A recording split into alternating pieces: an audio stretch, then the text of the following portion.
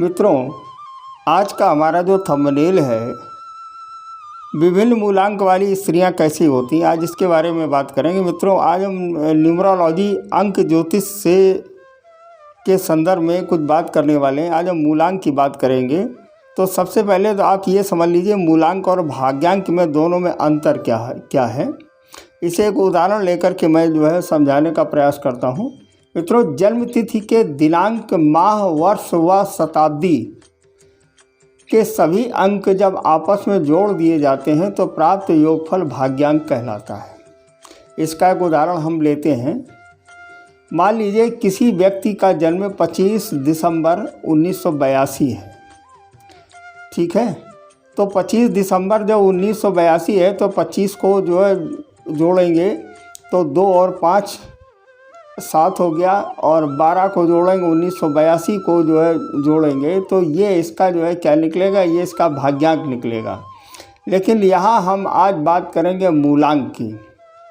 तो मूलांक और भाग्यांक में केवल इतना अंतर होता है कि मूलांक में हम केवल जन्म तिथि का योग निकालते हैं और भाग्यांक में जन्म तिथि और माह, वर्ष इत्यादि सभी का जोड़ करके, अगर मान लीजिए दहाई के अंकों में ये अंक मिलता है तो उसे हम सिंगल एक नंबर बना लेते हैं और ये हमारा भाग्यांक कहलाता है। मित्रों, इन दोनों में यही अंतर है। आज जो हम केवल चर्चा का हमारा विषय है वो केवल मूलांक से संबंधित है और स्त्री जातकों के बारे में है कि 1 मूलांक से और 9 मूलांक तक की स्त्री जातकों का स्वभाव कैसा रहेगा, इस संदर्भ में हम आज बात करने वाले हैं।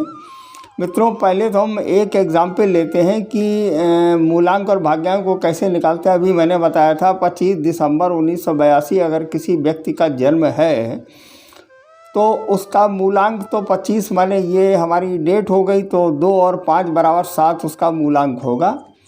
लेकिन अगर उसके भाग्यांक की बात करते हैं तो भाग्यांक में हम ऐसे निकालेंगे कि पहले 25, 2 + 5 + 1 + 2 + 1 + 9 + 8 + 2 माने टोटल इसका 30 निकला। 30 जब 30 को आपस में जोड़ा तो भाग्यांक हमारा 3 आया।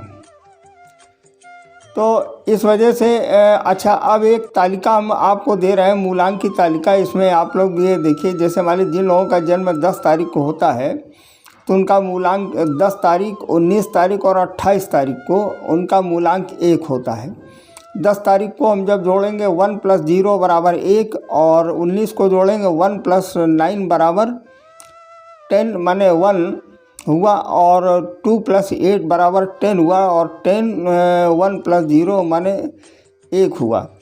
इस तरह से 11, 20 और 29 का मूलांक 2 भी हम बना लेंगे। थोड़ा सा प्रयास करेंगे, थोड़ा सा प्रैक्टिस अगर हम करेंगे तो ये आराम से निकाल लेंगे।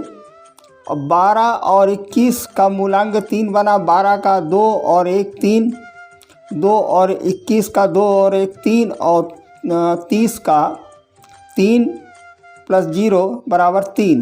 तो इस तरीके से ये अंकों का मूलांक निकल आया। इस तरह से 13 तारीख का जिन लोगों का जन्म होता है तो इनका मूलांक 4 होता है। जिन लोगों का जन्म 22 को होता है उनका मूलांक भी 4 होता है, और जिन लोगों का जन्म 31 तारीख को होता है उनका भी मूलांक 4 होता है। ये आराम से दोनों अंकों को जोड़ लेते हैं और दहाई के अंक को इकाई के अंक में बना लेते हैं और ये मूलांक हमारा बन जाता है। इस तरह से 14 का 5 हुआ, और 23 का 3 और 2 5 = 5 हुआ, इसका भी मूलांक 5 हुआ। 15 का 6 हुआ, 24 का भी 6 हुआ, और 16 का भी 7 हुआ, और 25 का भी 7 हुआ, 17 का भी 8 हुआ, 1 + 7 = 8, और 26 का 2 + 6 = 8, और 18 और 27 का 9 हुआ। तो इस प्रकार आप अपना मूलांक निकाल लीजिए, और मूलांक निकाल करके भाग्यांक भी आप निकाल लीजिए, और निकाल करके आप अपने जीवन साथी के मूलांक या भाग्यांक से तुलना करके जान सकते हैं कि उसमें नैसर्गिक मैत्री है या नहीं। इसका हम एक वीडियो बाद में जो है बनाएंगे कि न्यूमरोलॉजी से कुंडली का मिलान कैसे करते हैं। आज केवल हमारा जो थंबनेल में हमने लिखा है कि विभिन्न मूलांक वाली स्त्रियां कैसी होती हैं, माने मूलांक 1 से और मूलांक 9 के बीच में जो स्त्री जातक है हमारे, उनका स्वभाव कैसा होता है, हम इसके बारे में हम बात करेंगे।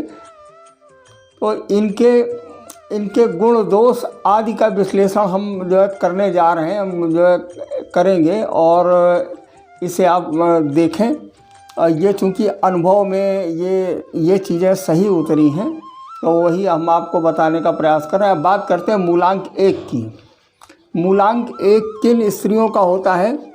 मूलांक 1 जिन लोगों का जन्म 10 तारीख को, 19 तारीख को और 28 तारीख को होता है तो उनका मूलांक 1 होता है। ये हम पहले आपको बता चुके हैं। मूलांक 1 वाली स्त्री विदुषी होती है, माने विद्वान होती हैं, सामाजिक भी होती हैं, पति की अच्छी साथी होती है, माने वो हर कदम पर अपने पति का साथ देने वाली होती हैं, पति के व्यवसाय में रुचि रखने वाली होती है। जो लोग चाहते हैं कि उनकी पत्नी उनके कार्य में रुचि रखे, साथ निभाए, उन्हें मूलांक 1 वाली कन्या से विवाह करना चाहिए। ऐसा प्रायः देखा गया है कि जिन कन्याओं का जन्म 10, 19 और 28 को है, माने जिनका मूलांक 1 है, तो उनकी पत्नी पति का हर कदम पर साथ देती हैं। और ऐसे व्यक्तियों को ये चाहिए कि जन्मांक का में जन्म तिथि को देख करके उनका मूलांक अगर 1 है, अगर वो ये चाहते हों कि हमारी पत्नी विद्वान हो और हमारा हर कदम पर साथ रखे, हमारे काम में रुचि रखे, तो उन्हें मूलांक 1 वाली पत्नी से विवाह करना चाहिए। अब बात करते हैं मूलांक 2 की। माने जिन स्त्रियों का जन्म 11, 20 और 29 को होता है उनका मूलांक 2 है। अब मूलांक 2 वाली स्त्री दयालु होती है, मृदु स्वभाव व आकर्षक व्यक्तित्व वाली होती है, सुंदर तो खूब होती है और पति जो कुछ दे उसी में संतुष्ट रहने वाली होती है, माने एक संतोषजनक उसका स्वभाव होता है। ऐसी स्त्रियों के घर में सुख संसाधनों की कमी नहीं रहती, इसलिए आलसी होने की संभावना रहती है। तो जो मूलांक 2 वाली स्त्रियां हैं तो इनमें केवल एक दुर्गुण होता है, बाकी सारे गुण होते हैं। वो दुर्गुण ये होता है कि वो आलसी होती हैं और आलस आने का कारण ये है कि जब सारे साधन सब वहीं उपलब्ध होते हैं तो आलस आ ही जाता है। अब बात करते हैं मूलांक 3 की। माने जिन स्त्रियों का जन्म 12, 21 और 30 को हुआ है तो उनका मूलांक 3 बना। अब मूलांक 3 वाली स्त्रियों के बारे में आज जानते हैं कि क्या स्थिति बनने वाली है मूलांक 3 की। मूलांक 3 वाली स्त्री का परिवार पर अच्छा प्रभाव होता है, माने वो इस तरीके का व्यवहार करती है कि घर के सारे सदस्य जो हैं उसके गुणगान करते हैं। ऐसी स्त्रियां पति पर पूर्ण अधिकार रखती हैं क्योंकि वो सब तरह से सहायता करती हैं तथा पति की उन्नति में सहायक होती हैं। इनका पति अगर व्यवसायी हो तो इनके नाम पर व्यवसाय करे तो उन्नति बहुत होती है। तो मूलांक 3 वाले लोग अच्छी तरह से जो है समझ लें, या मूलांक 3 वाली स्त्रियां समझ लें कि जब विवाह होकर के उनका जब वो अपने पति के यहाँ जाए, अगर किसी नए व्यवसाय की शुरुआत हो तो अपने नाम से वो व्यवसाय को प्रारंभ कराएं, जिससे व्यवसाय में उन्नति बहुत होती है और उन्नति होने की बहुत ज़्यादा संभावना होती है। अब बात करते हैं मूलांक 4 की। मूलांक 4 वाले जो स्त्रियां हैं, जो हमारी स्त्री जातक हैं, जिनका जन्म 13 तारीख, 22 तारीख और 31 तारीख को हुआ है, उनका मूलांक 4 है। तो इस तरीके की स्त्रियां जो होती हैं वो उच्च शिक्षित होती हैं, उनकी शिक्षा बहुत हाई क्लास की होती है, माने BA, MA और PhD तक की उनकी शिक्षा होती है। अपनी बात मनवाने वाली होती है और मतलब तर्क कुतर्क जैसे भी हो सकता है वो अपनी बात को मनवा करके ही रहती हैं और उन्हें बन संवर कर रहने की उनकी ज़्यादा इच्छा होती है, माने अच्छी तरह से तैयार होकर के रहना और फैशन जिसको बोलते हैं। ऐसी स्त्री घर के बाहर खुश रहती है किंतु वैवाहिक जीवन साधारण ही रहता है। इनका घूमने में बहुत ज़्यादा मन लगता है और घूमने में ये बहुत ज़्यादा इनका ध्यान रहता है। और विदेश यात्रा तक इनकी होती है और इनका वैवाहिक जीवन भी साधारण जो रहता है, मतलब इनकी जो इच्छाएं हैं वो अधूरी रह जाती हैं और हो सकता है कि ये सारी इच्छाएं पूरी भी न हो। अब बात करते हैं मूलांक 5 की। मूलांक 5 में जिनका जन्म 14-23 को हुआ है, ऐसी स्त्रियों का जन्म जिनका 14 तारीख और 23 तारीख को हुआ है, उनका मूलांक 5 होता है।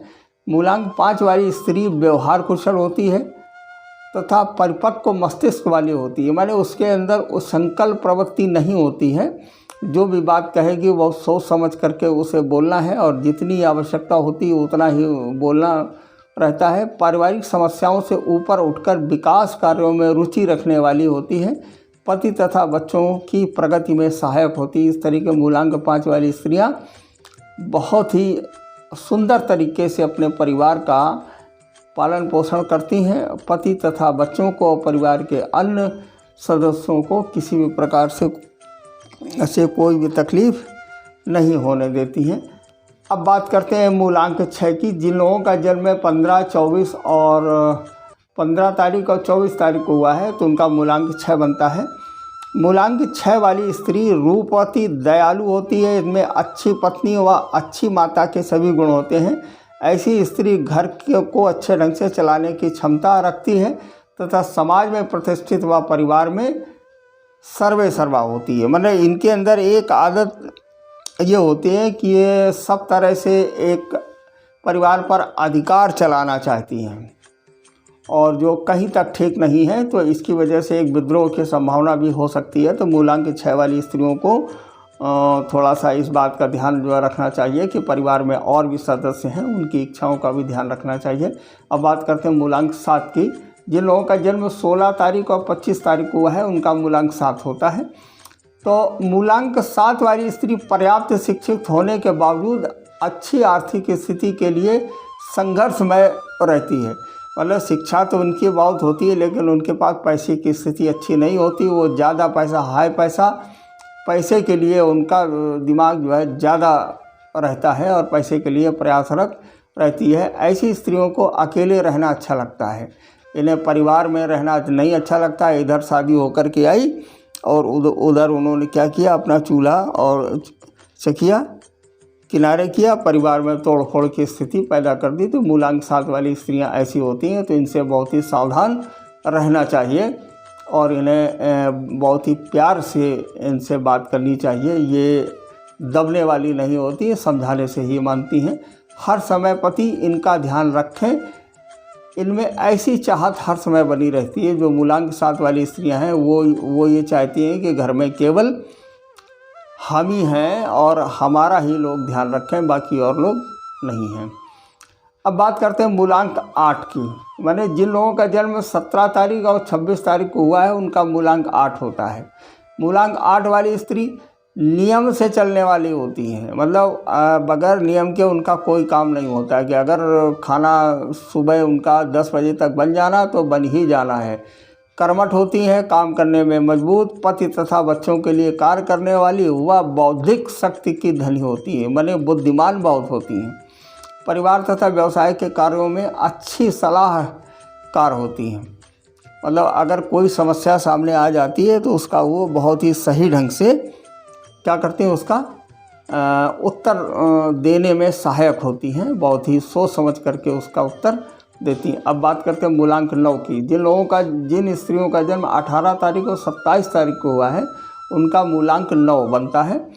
तो मूलांक 9 वाली स्त्रियां प्रायः उन्मुक्त तथा मनमौजी होती हैं, जहाँ मन होता है वहाँ वो चल देती हैं। उनके दोस्त बहुत होते हैं, सामाजिक कार्यों में वो रुचि लेती हैं, किसी की बात नहीं मानती हैं। तो उन्मुक्त और स्त्री का उन्मुक्त होना ये अच्छा नहीं है। परिवार में एक बंधन होता है और उस बंधन का, उस नियम का पालन करना चाहिए। तो मूलांक 9 वाली स्त्रियां उन्मुक्त और मनमौजी होती हैं। उनकी जहां इच्छा होती है, जो मन में आता है वो उसको खरीदती हैं, जिससे परिवार में कलह की स्थिति पैदा होती है। कोई भी कार्य आरंभ करने से पहले इन्हें भरोसे में ले लेना चाहिए।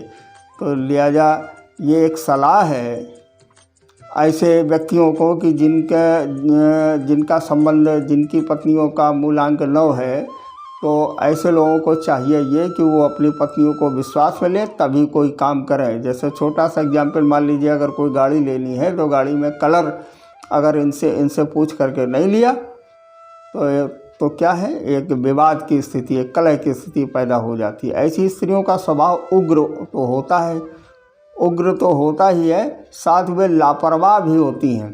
वे पति के कार्यों में पूरे मनोयोग से सहायता नहीं करती हैं। तो लिहाजा मूलांक 9 वाली स्त्रियों से बहुत ही सोच समझ करके और बहुत ही होशियारी से इनसे निपटना चाहिए। मित्रों, हम आपके समक्ष इस तरीके से विशेष बातों पर चर्चा करते रहते हैं और साथ में आपसे आशा हम इस बात की करते हैं कि हमारे इस चैनल को लाइक, शेयर और सब्सक्राइब आप लोग करें, ताकि हमें भी ये लगे कि हाँ, हमारी मेहनत सफल हो रही। बहुत ही रिसर्च और खोज करने के बाद हम ऐसी चीज़ें हम आपके समक्ष लाते हैं जो आपके लिए व्यवहारिक जीवन में लाभकारी हो। अगर ये वीडियो आपको अच्छा लग रहा हो तो आप हमारे इस वीडियो को लाइक, शेयर और सब्सक्राइब अवश्य करें। धन्यवाद, नमस्कार, जय श्री राम।